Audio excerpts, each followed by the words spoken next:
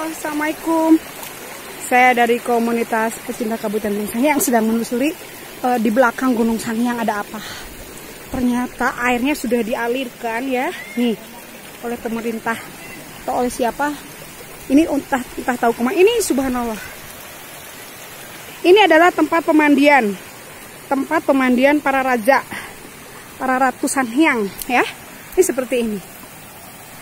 Jadi ini tempatnya. Jadi kita menuju sampai sini subhanallah. Ya. Ini lewi-lewinya seperti ini subhanallah.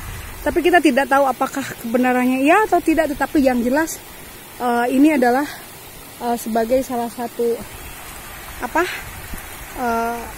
warisan budaya ya.